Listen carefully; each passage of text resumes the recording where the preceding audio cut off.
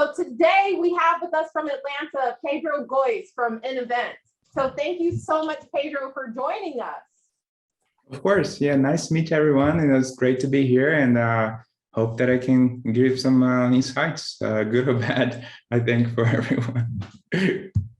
Well, so let's start off with founding story. So we know that you're CEO of Event now. I know just from past conversations that this kind of morphed from something else. So can we start from the beginning of the story, from the first venture that you started? Yeah, so I was in college with a couple of, and I had the chance to meet a couple of people, basically going to events, parties, different classes. And I always wanted to build a business and build something that was going to be online. That was something that I wanted since I was a kid. And I decided that it was a good place to start. Like you have plenty of time and you can do many things and explore and different ideas. So I had the chance to start, and we tried many different apps. We had apps that were, some apps that were, we had built one app which was for drinking water. Then we had another app which was for meeting famous people. And basically what, Clubhouse built, we had this idea in 2012. We just built this for famous people, and that didn't work well because we didn't know any famous people. So that's why it failed. And we also ran some, so we had so many different ideas. All of them failed, like 7 of them. And Event was the one that we decided to have more traction and paying customers. So we started with that when we were like, I think 20. Yeah, I was 20 at that time when we got started with Event in college. So it was me, Vinny, and Mauricio. We had three co-founders, and we have been working on that since then. Yeah. So if there were a lot of failures, how did you keep going? So why? You have so many great ideas. You had your app for your famous people. You realize you don't know any famous people. You have to start again. How did you continue to want to start something even though you failed in the past? Yeah, I think the main thing is, in the beginning, it's very easy because, like you're going through college and, the expectations are low. You have no family usually, like you can have family sometimes, but you don't have like children, or you don't have like a spouse or anything. So that allows you to try different things. Like you don't have a lot of responsibility as you do when you are, 40 years old or 50 years old. So that low friction allows sometimes to try different crazy ideas, and you can try and fail multiple times. So for me, the commitment was easier for me to try different things and keep going. So the challenge part was later, when everyone is graduating and you're a little bit behind because now you spend all this time on your startup, on your business, and how do you justify that you're going to talk to your family? Sometimes you're building a family now, that you're going to spend most of your time on a job that's not paying enough, while all your colleagues in the same client or in the same computer science class are going to go to Facebook, Google, and get paid $200,000 a year, right? And that's the most challenging part, And what we have seen for us, for our business specifically, was that the mission of the business was more important for us than the money that we're going to make from it, right? We are more passionate about, we want to really build video products for people, and really passionate about this, really like this, really want to transform the lives of people working with us. And that was the main mission. That's how we dealt with all the drama around, like, you're not working on Facebook, like you're not driving Tesla cars, you don't have money to go to the moon. So that shift is very important, to be able to mentally concentrate on what's important for you and the things that come with it, the responsibilities of it. Can you tell us a little bit about where the idea came from and how Event has changed from its founding days to where you are now? I think we became more mature. That's a really good question. So we became more mature, in terms of, like, in the beginning when we started the business, it was all about me, honestly. Like I wanted to, build things that I thought was nice, like, hey, like I'm a founding company of, I built a company, I'm young and everything. And you do those things. And when you make a little bit of money, like on year 2 and 3, you actually buy nice things. So that's actually really nice that you're able to buy things coming from the business. But after, like I was 20 something, you start to see that you actually shift all your focus away from you, and you start thinking about the people that are working with you, that you need to enable on them success the same way that you have built for yourself. So in the last few years, it's something that it carries all this responsibility of like, I have to be able to support 150 people today on the company, like there is health insurance, not just for 150 people, but also for all their child, all their children, all their spouses, all their families. Sometimes people in an event, there is only one person working their entire family. So they're supporting their entire family.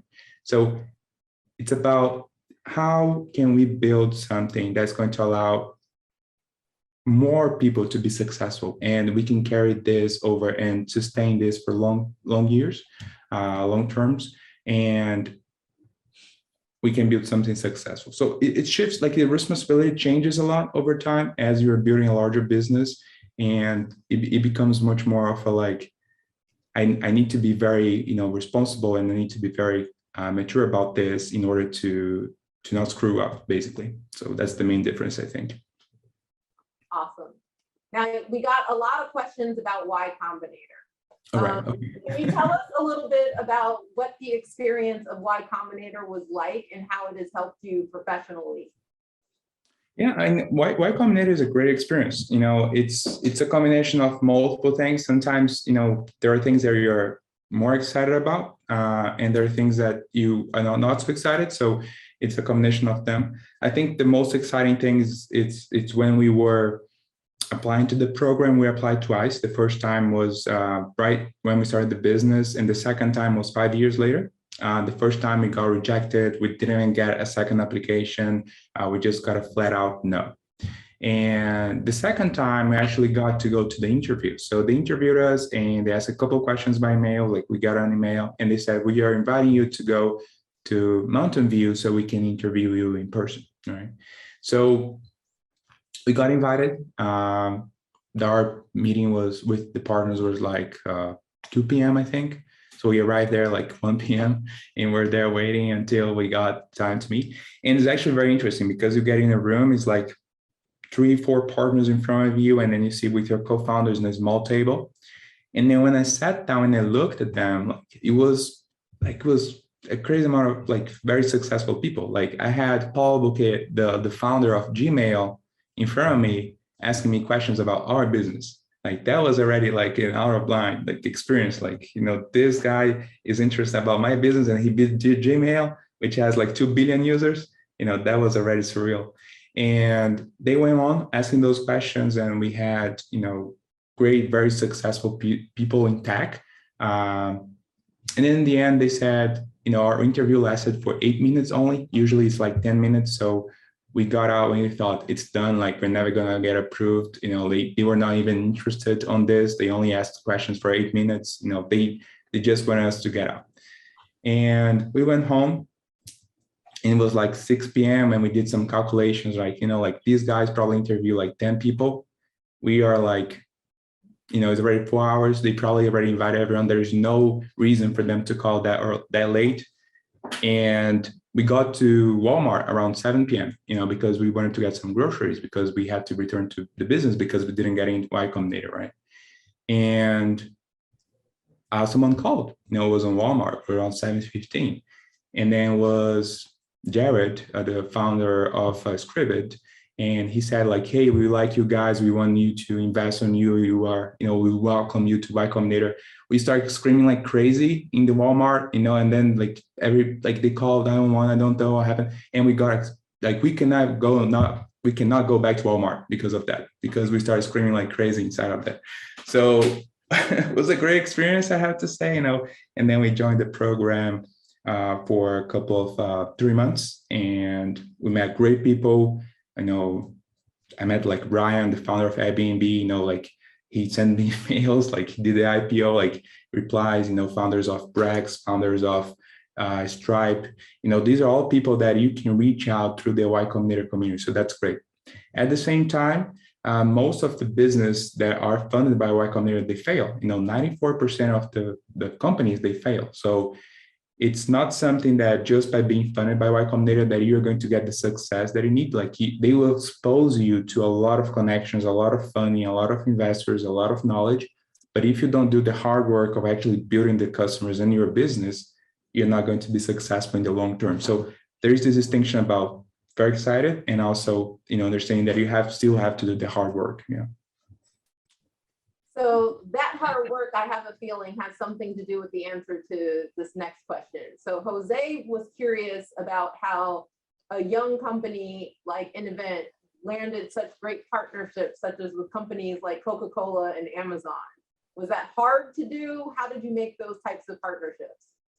Yeah, so in the end, not that hard. Like it seems to be, but it's not so much, because what you need to do is just find one person inside that company that's actually interested on your business, right?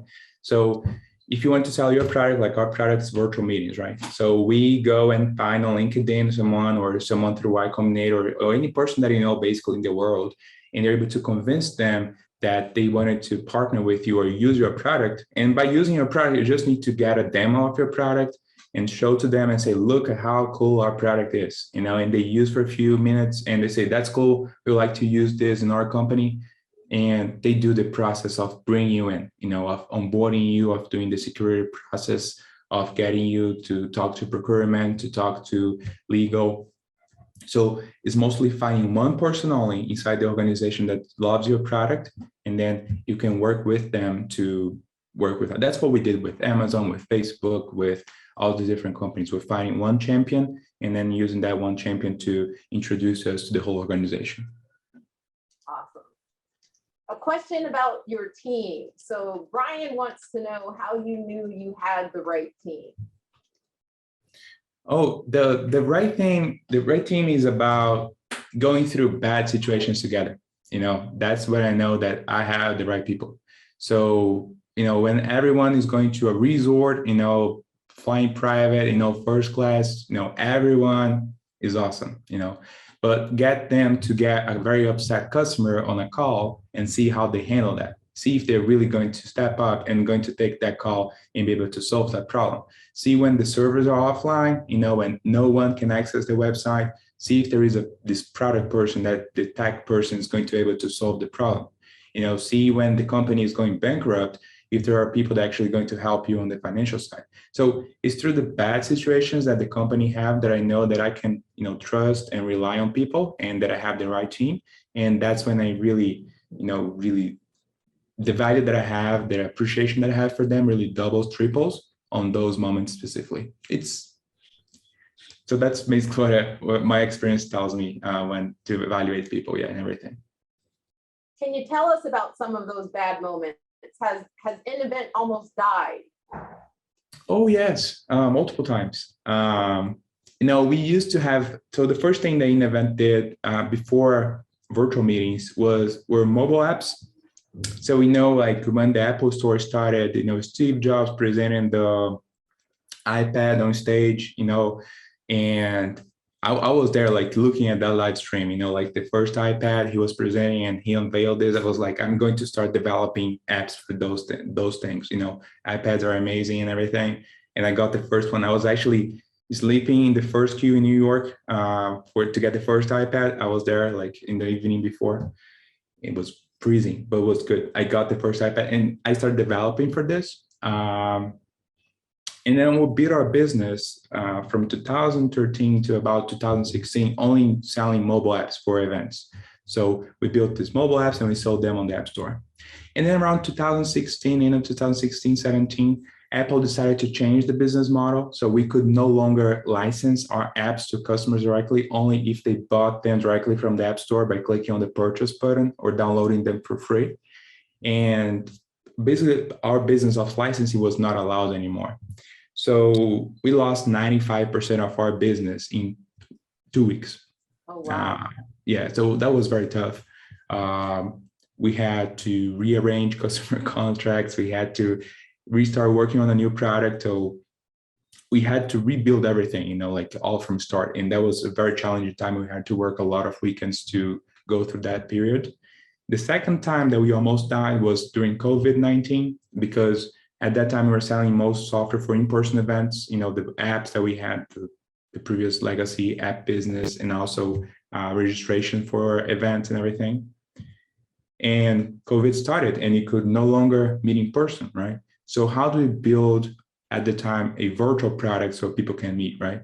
So that was the same thing. We lost about 90% of our business overnight when, we had the lockdown happening, and we just had to build a product right away. So we work with customers, we work with leadership, we work with, investors to how can we build this as quickly as possible and transition to that period. So those are like two critical stories that we had that we lost a lot of revenue very quickly due to external factors. Yeah.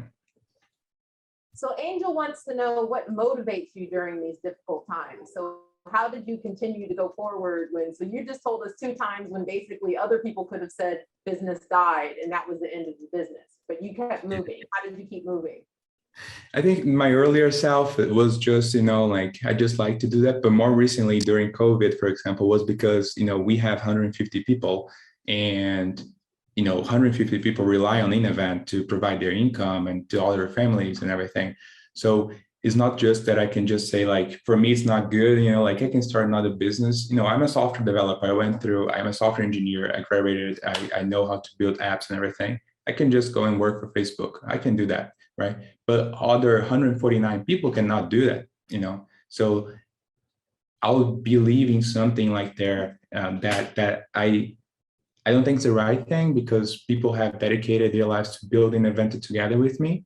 So I want to be able to also support them, and be able to provide, something that they can be successful in that. So my motivation today, it's almost like, what can I do to make sure that I'm able to make people grow and make people become partners of InEvent and they can be shareholders and do all those things. So that's my main motivation. That's why I wake up every day, because, I can impact, hundreds of people. And that for me, it's very important, for example. Yeah. That's awesome. So Eileen has a question about you as a young entrepreneur. Now, looking back, do you feel like people took advantage of your youth when you were young? Oh yeah, no one trusts young people. It's like, I'm not going to trust this guy. He's like 20 years old. Like, he's probably going to explode my business when it comes to the software is not going to work and everything. I heard that multiple times, or people just flat or refuse to meet with me. I think like here in America, it's easier. I think people value more the young entrepreneurs because of other successful young people that we have in this country. But outside, especially like Europe, for example, or other countries, is not that common. So people really don't value so much the young entrepreneurs. So we're lucky to be here and to be working on this. The thing that I've learned from this experience is mostly that there is bias towards young entrepreneurs, right? So you need to work more than others to be able to overcome this, this lack of experience that we have in the beginning.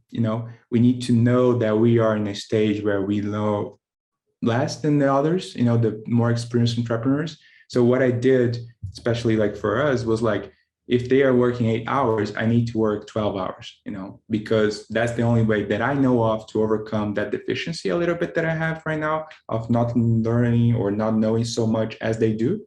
So I can overcome that and I can build something else that's going to be equal or better than what they're doing. So that was my approach in the beginning. Right now, I don't think that's going to be like the main thing that I'm using to differentiate, but when I was starting the business, that made a big difference. Yeah. All right. Min has a question about skill sets. So what do you think are some of the most important skills to have as a founder in the software industry? You got to be able to learn new things. And you gotta be open-minded, like when someone invites you to something different, or if you want to try different things, you gotta be open-minded, like don't flatly refuse specific things. Sometimes that can lead to an opportunity that you don't know where you're going to take you, and that can be good for you. All right. The second thing, it's about being patient. I think that's something that's very important, especially on those days. Try to take things, and things sometimes are going to accrue and they take time. So um, how to deal with anxiety and how to place this and how to actually have the opportunity to think about the business long term, I think also is a very important skill these days, especially when there's pressure from everyone. Social media, like you open social media, there's like a lot of people, everyone seems to be very successful, and you're thinking like, oh, I'm not that successful yet, so what do I have to do? And then you build this anxiety inside of you, and that's not good because that leads to not being able to commit long term. So dealing with how are you able to have your long-term vision, and not have social media affect you, not have sometimes family putting pressure, like take this big startup job or anything that leads up. That's a skill, you have to be able to handle those emotions well. And the third thing I think is about being able to take new things that you usually don't. Like, for example, I'm not a person that I like to sell. Like I prefer to stay on the computer and write code. How can we do things differently? And how do I learn a new skill like sales that I didn't know how to do, that I was not interested? Like the business thought that was important for me. So I decided to start selling, and that was important for the business long term. Also how to recruit people and those things. So you got to be able to learn new things if you want to keep the business going. Yeah. Those are two great areas to talk about, selling and recruiting. Can you tell us a little bit about some of the lessons that you learned about each of those? Yeah, so sales is all about the customer, all right? What I tell by this is that when we're selling something, we're trying to talk about us, right? I'm selling you the iPhone, right? Let's say that I'm creator of the iPhone. I'll be saying like, this iPhone is red, it's beautiful. It has like battery, it lasts for multiple days. It has 4G, it has 5G. I'll be describing things that I've created of my product. All right. And that's mostly not what I do these days on selling. Selling is about understanding what the customer thinks. And then you try to use your product to deliver to their requirements. Right. So it's mostly about asking questions. So you go and say like, what are you looking for? Do you have a phone? Have you used a phone before? Do you see the benefits of using a phone? What kind of, and if the person already has a phone, like why you want to change the phone? What features you want to add that you don't have today? What objections that you have on changing a phone? And you try to answer what matters to them and focus on them and try to make them sure that they are successful, not you, because sales is about addressing the customer requirements. So that's one thing that took me a while to understand, because I was very focused on me, while I should be focused on the customer to be a great salesperson. I think the best salespeople that I've met, they always been focused on the customer instead of themselves. Yeah. Awesome. Now, what about recruiting? Is it very different from selling? I think the same thing. So it's similar. Yeah, I think so. What is it for me? Like, why should I work for your company? Like when let's say you're going to recruit your first employee, right? And you're a company of 3 people at that time. Why is that employee going to join you than joining Facebook or joining Google? Like why? And you got to be able to tell, and it provides storytelling is going to address the very answer to that question very clearly. And you got to do this for them. It can be that they're going to get vesting. It's going to be that they're going to get founder attention. It's going to be that they're going to be able to change the world. It's going to be that they get to work on specifically the product they want to work with. So it can be many things, but in the end, it's all about what the person, the employee wants to do and what's valuable for them. And your company is able to provide that for them. So Rohan was curious about bootstrapping. So you worked for a while without investment. What convinced you that your company was worth making that type of personal investment into before you had outside money to support it? Like for me personally, like I thought that working on my own company was very cool, and I got to work whenever I wanted, and I had the opportunity to build things, that I didn't have a corporate job that forced me to work on certain things and everything. And so that was, freedom for me is very important, like to be able to think and, do things the way I want. So that was one important thing. And the second thing is that provided me with, an overview of the whole business. I had the opportunity to learn much more by running a business, because you have to do so many things. So I got the chance to work on finances. You have to work with the IRS. And then the next day you have to work with recruiting people. Then the next day you have to work on sales. Then the next day you have to work on deploying the product. Then the next day you have to work on, meeting with people and going to a conference or so there are so many things that you gotta learn and how they have explored. And I like this approach of, having the review of understanding all those different things are connected. How does recruiting connect with sales and marketing, and how can you apply and connect people to do different things? So that actually motivates me a lot. So that's one thing that allowed me to keep growing and kept going for a couple of years, because that was something that I like to do. That was the main reason that I kept going with in event, and the company was growing also. Yeah. Awesome. Now, looking back to when you were starting, when you were in college, so there are students here. I know that there are some students who are already working on ventures and some who are considering it.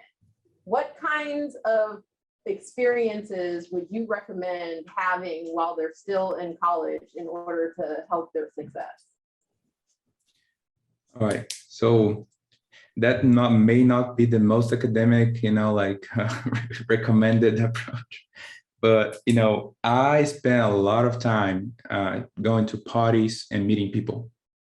That's what I used to do. I didn't go to a lot of classes. I was most of my time, meeting people and getting to know what they could do and different projects around college, because that was the most important thing that I saw. Like, how can I find good co-founders that are going to be able to allow me to do something well in the future, right?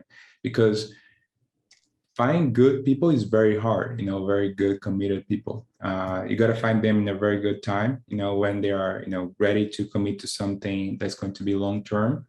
And at the same time, you got to be able to not just get the tech resources, but also have great people. And great people, the college is awesome to find great people, because everyone is probably in a very competitive environment like you. Like, no one got into college just by being easy. No, you had to apply, you had to go through extensive applications, and you did that because you are really good on what you do, right? You have a good background. So your colleagues in college are also coming from the same place. So they're also very competitive, and they also have great, foundations and everything. So that's a perfect place to find good co-founders. So that's where I spent most of my time, meeting with people, trying to get people to join in event. And we actually had a 1.8 co-founders on the company, and 6 of them left since then, and we remain with 2. So we are 3 now. And that's why I decided to take this leap, like, because I had great people, I had the product being built, and I knew that I kept going with this, I would be able to build something larger. And that was my main motivation on what I did in college and why an event started. Yeah. What are some of the most important things to look for when you're looking for a co-founder? That's a good question. I think you're looking mainly for a person that can complement areas that you're not really good at, or someone that you think is better than you. For example, I was not very good at sales. So Vinny came to an event to run sales. So he was very good talking to people and like doing the sales process. That was not my thing. And he was very good at that. He didn't understand a lot about tech, but he understood that very well, how to talk to people. And so I thought, that's something that I don't do. Like, maybe this guy can join an event and that's going to be interesting. Mauricio, he's our CTO, and he was able to do certain things that I didn't know how to do also. So I said, maybe like this is very good. Like, he's very good on what he's doing. I have never seen, someone do that. And so maybe I'm also going to bring him in. Then there was another guy that was a very good developer, designer. So he had great designs, and he had things that he did in college that was like, oh, that's awesome. So I said, like, I'm also going to bring this guy in. So I was always trying to get surprised and, like excited with what people were doing. And when they did something, like actually the story that how I recruited Mauricio was like, we were working together on a project. And then I was presenting in event app for one day. And then he told me, that's interesting. Like, can we meet? Mauricio told me. And we said, yeah, sure. And we went to this meeting after lunch, and we were together discussing, and we sat down and he said, so Pedro, what do I have to do on an event? He was asking about what things he had to develop. And so he asked, what's my piece on it? What do I have to do? And I told him, yeah, you can have 10% of the company. And he was not asking about that. He was asking more about what should be my whole role, like what should I do, like what should I develop? And I gave him 10% of the company, and he said, all right, that's okay, but what do I need to develop? I didn't have that question. And that's how we became co-founders. Like, it was the process of finding people that I think can do something better than what I do, and offering them very quickly an opportunity to join the company that you're building. That's a cool story. I love that he wasn't focused on the equity and you negotiated yourself into a 10% cut when who knows what you could have negotiated, right? Yeah, I mean, equity in the end is not the most important thing. It's about, making people happy. And then if they're happy, the value that they're adding, it's more important than how much you're giving them or anything. Like, it's all about making sure that people are motivated to their fullest. Yeah. What kinds of things do you do to make sure that people are motivated?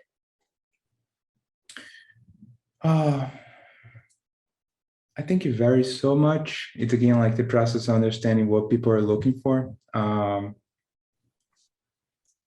think more recently, like we started with having this, more recently, by last month, it's this transition from the office to doing the resort thing, where we are people like, how do we build more connections and lifestyle for people, not just stay on the computer? So that was something that people wanted to get out and be able to connect more with their colleagues and everything. So we able to create this program that they go, but we have other programs right now that were based on employee feedback, right?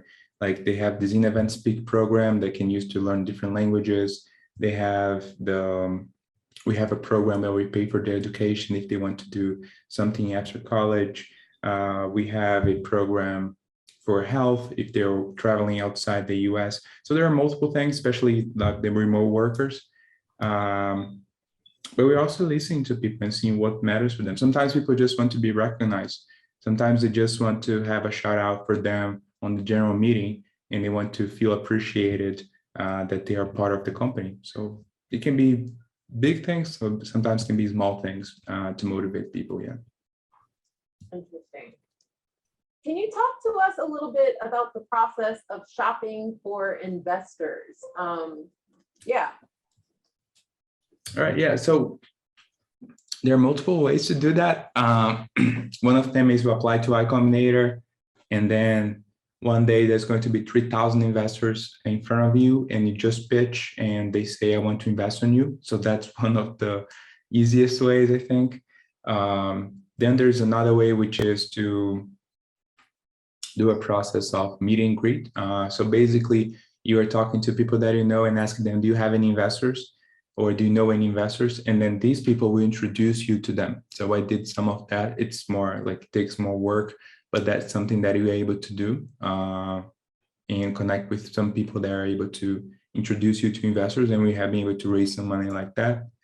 The third thing that you can do is join some crowdfunding platforms right now. So there are crowdfunding systems that you apply for your business. So you put images, videos, you as a founder describe what people should do, what people should invest, why people should invest in your business.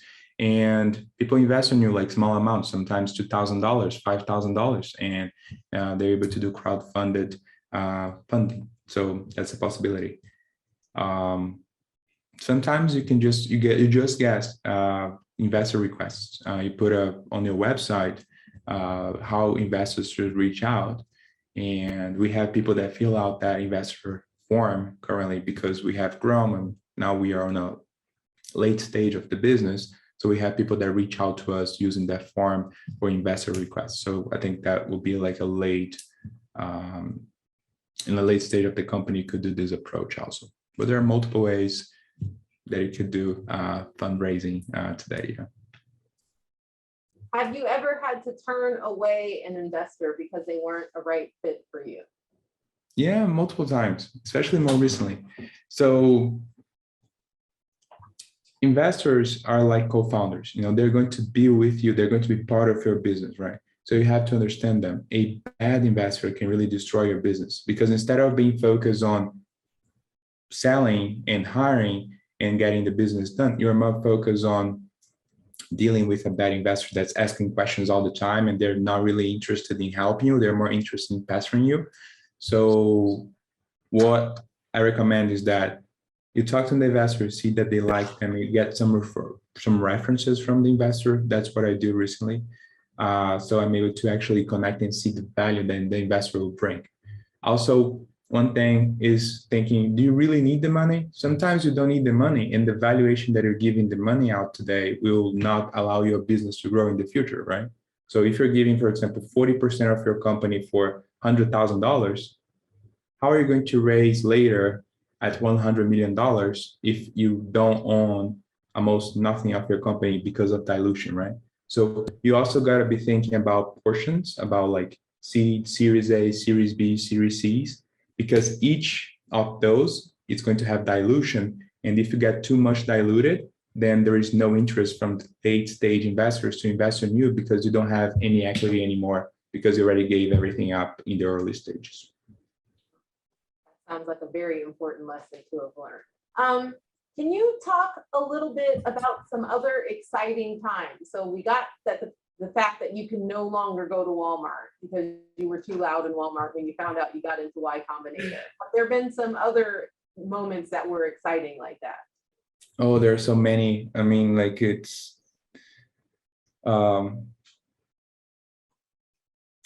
last year we have some customers in DC associations, and those associations are like Association of Lawyers, Association of Geologists, associations of something, right? X.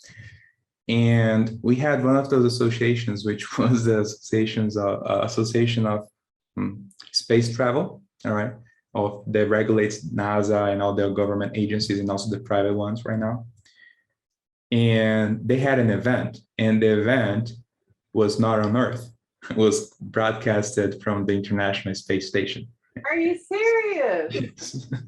So we actually had on the platform live from space, people, astronauts actually broadcasting through an event. So they had their computers open in space using the in-event system to broadcast live to their conference. So that was a very exciting moment for us, like actually seeing astronauts, like using the system, like connecting from an IP that was not on Earth, like was outside of Earth. So that was very cool. We had this.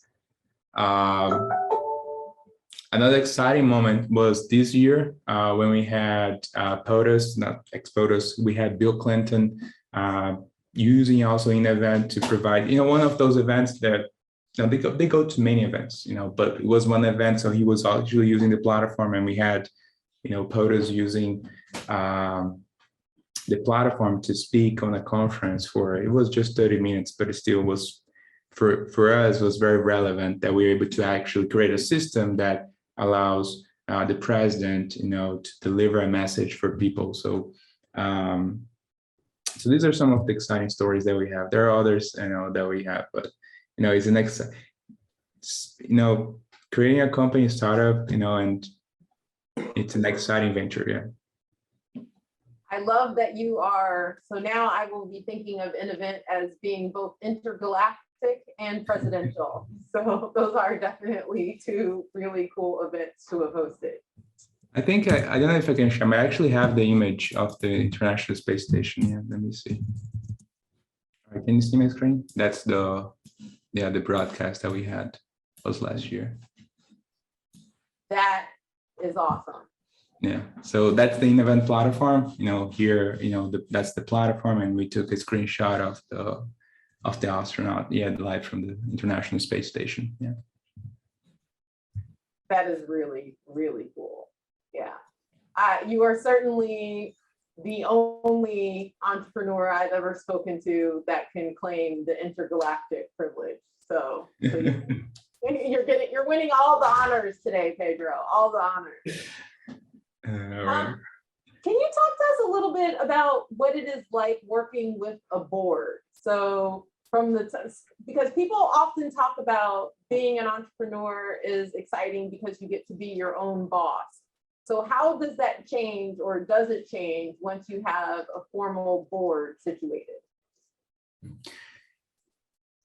Well, I think it just changed the level of. I think you always have a boss. I think anywhere it's still going to be someone in the chain that's going to have, like, for example, even if we have no investors, no board and everything, I still own something to our customers and to our employees, right? Because if I don't treat everyone well, and if I don't serve our customers well, they are going to leave me and the company and the founders, and there's not going to be anyone to help, right?